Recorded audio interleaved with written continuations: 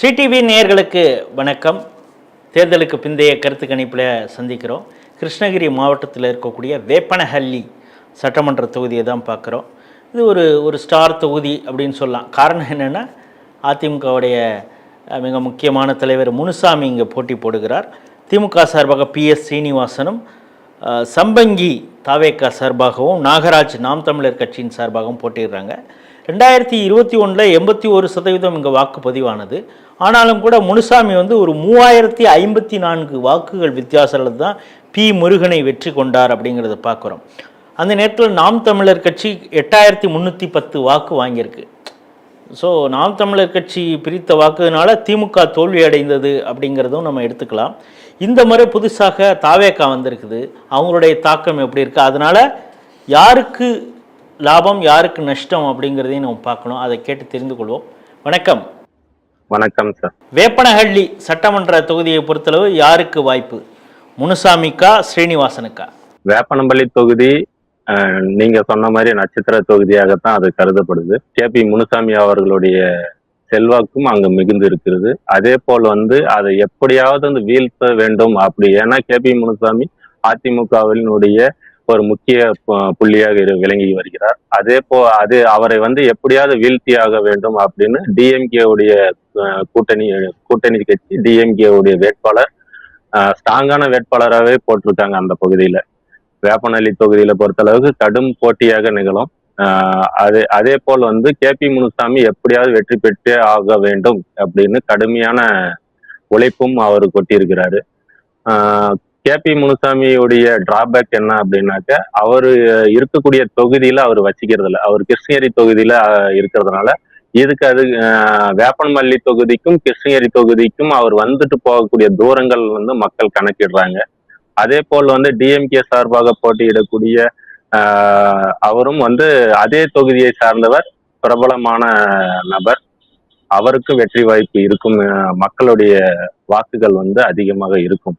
இது ரெண்டும் சேர்க்கும்போது இரண்டுமே கடுமையான போட்டி நிலவும். ஏனென்றால் ஒரு பக்கம் அதிமுக வெற்றி பெற்றே ஆக வேண்டும் என்ற கட்டத்தில் இருக்காங்க.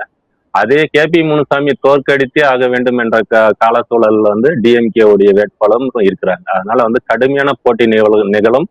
வெற்றி வாய்ப்பு கொஞ்சம் இழுபறியாகத்தான் தெரியும், தென்படும் சார் அந்த பகுதி. சரி, இப்போ அப்படின்னா இவங்களுடைய யார் வெற்றி அப்படிங்கிறத தீர்மானிக்கக்கூடிய இடத்துல தாவேக்கா இருக்குதா? தாவேக்காவுக்கு எவ்வளவு சதவீதம் வெற்றி கிடைக்கும்?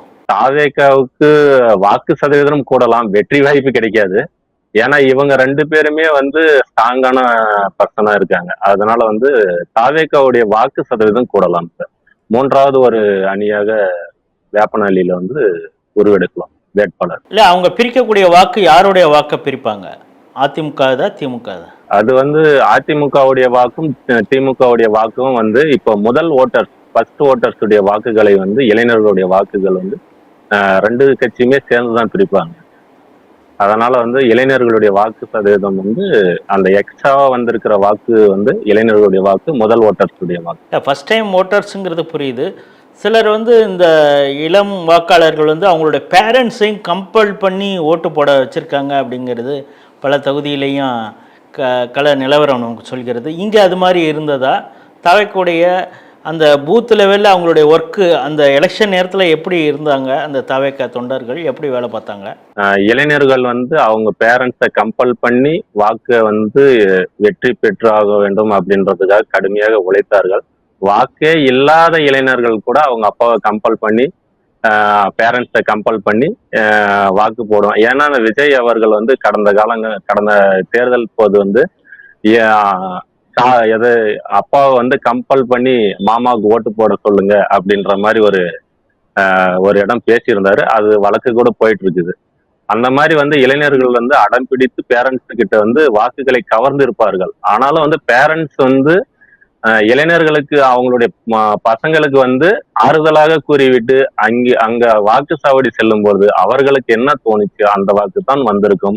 இங்கே பசங்களுடைய ஆசையும் நிறைவேற்றிய மாதிரி அங்க போயிட்டு அவருடைய மனதில் பட்டதையும் அவர்கள் வாக்களித்திருப்பார்கள் என்பதுதான். கிருஷ்ணகிரி மாவட்டம் வேப்பனஹள்ளி சட்டமன்ற தொகுதியுடைய தேர்தலுக்கு பிந்தைய கருத்து கணிப்பு பார்க்குறோம். கேபி முனுசாமி அவர் அதிமுக மிக முக்கிய தலைவர். அவர் வெற்றி பெற்றே ஆக வேண்டுங்கிற கட்டாய சூழல் அவருக்கு இருக்கிறது. அவரை எப்படியாவது வீழ்த்தி விட வேண்டும் அப்படின்னு திமுகவும் முனைப்போடு ஒரு ஸ்ட்ராங்கான கேண்டிடேட் ஸ்ரீனிவாசனை நிறுத்தியிருக்கிறாங்க. ரொம்ப போட்டி மிகவும் கடுமையாக இருக்கிறது. முனுசாமி அவர்கள் வேறு பகுதியை சார்ந்தவர், இங்கே அவர் போயிட்டு இங்கே இருக்கிறதுனால ஒரு சின்ன டிஸ்அட்வான்டேஜ் அவருக்கு இருந்தாலும் அதையும் தாண்டி ஒரு மிக கடுமையாக வளர்த்திருக்காரு. ஏன்னா ஜெயித்தே ஆக வேண்டுங்கிற ஒரு கட்டாயம் இருப்பதனால தாவேக்காவுடைய வாக்கும் கொஞ்சம் பெரியது. இரண்டு பக்கமும் அவங்க வாக்குகளை பிளக்குறாங்க. அப்படி இருந்தால் கூட ட்ரெடிஷ்னலாக திமுகவுக்கு வாக்களிப்பவர்கள் அதிமுகவுக்கு வாக்களிப்பவர்கள் அதை செஞ்சுட்டு தான் இருப்பாங்க அப்படின்னு. சென்ற முறை ஒரு குறைந்த வாக்கு வித்தியாசத்திலேயாவது முனுசாமி ஜெயிச்சார். அதே போல் இந்த முறை தாவேக்கா பிரித்தாலும் கடும் போட்டி நிலவுகிறது. அந்த கடும் போட்டிக்கு மத்தியிலும் ஒரு சின்னதாக அட்வான்டேஜ் முனுசாமிக்கு இருக்கிறது அப்படிங்கிறது தான் ஸ்ரீ டிவியுடைய தேர்தலுக்கு பிந்தைய கருத்து கணிப்பு சொல்கிறது. இருந்தாலும் ஒரு இழுபறியான தொகுதியாகத்தான் இதை நம்மளால் பார்க்க முடியுது. வேறொரு சட்டமன்ற தொகுதியில் சந்திப்போம். நன்றி, வணக்கம்.